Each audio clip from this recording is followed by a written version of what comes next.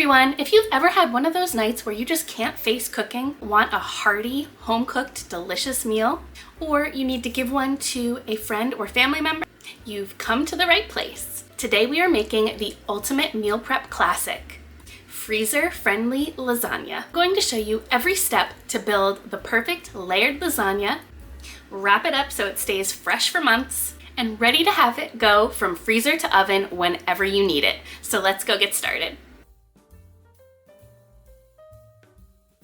So I have my large Dutch oven here with some olive oil drizzled in the bottom over medium heat, and I'm just adding in 1 pound of sausage.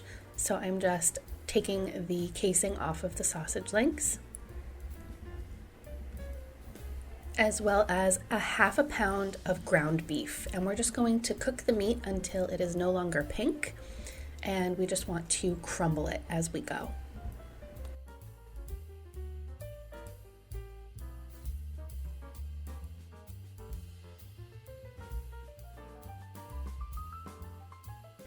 And then once that's cooked through, I like to drain off any excess grease, but that's optional. And then I'm adding in a 1/2 cup of minced onion and 3 cloves of garlic minced. And we're just going to cook that for an additional 5 minutes.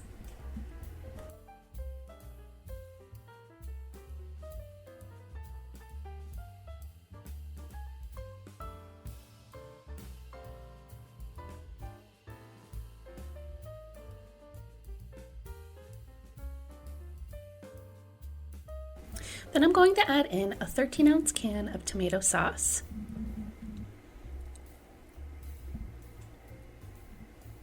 a 13-ounce can of tomato paste, and 20 ounces of crushed tomatoes, along with about a 1/2 cup of water.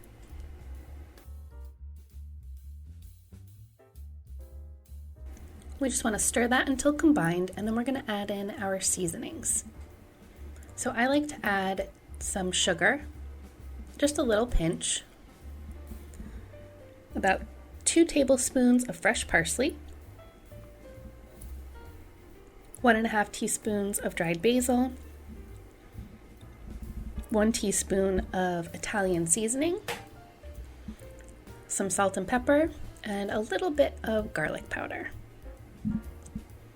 So then we just want to turn the heat to low and simmer this for about 1½ hours, stirring occasionally. Now I know this sauce takes a long time, but that's why I like making a huge batch of lasagnas, because they are definitely quite a bit of work, but this sauce you could also make over the weekend and then just assemble your lasagnas another day.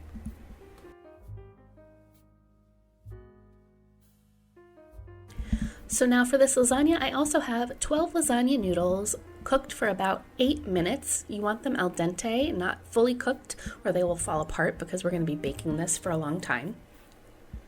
And I also have a mixture of ricotta, 1 egg, and fresh parsley with a little bit of salt, and slices of mozzarella cheese, which is my secret. You get a nice even layer that way, and some Parmesan cheese.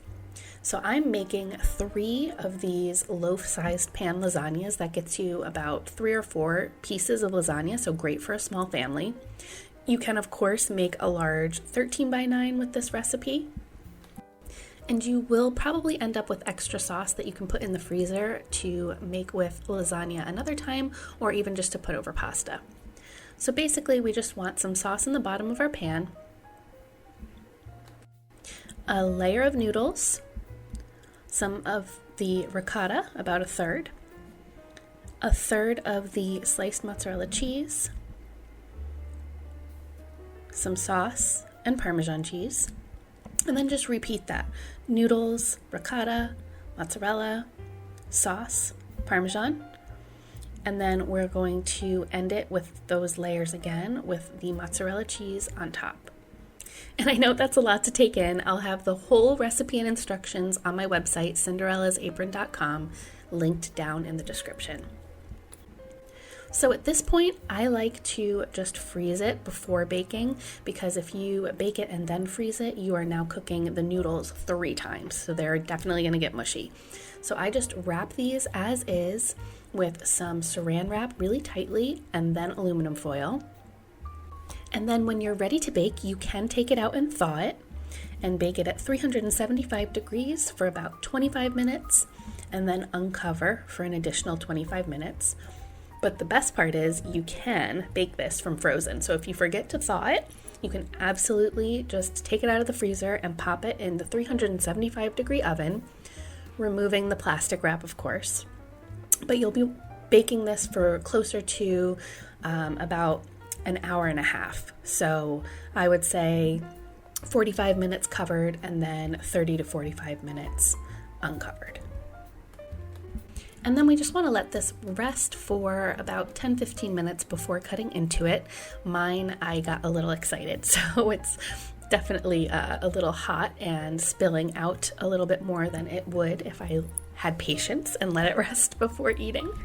But either way, it is still delicious. I really hope you enjoyed coming along and making my favorite lasagna recipe with me that is freezer friendly. If you give this recipe a try or just want to say hi, definitely leave me a comment down below. I always love hearing from you guys. And thank you so much for watching until the end. We will see you in the next one. Bye.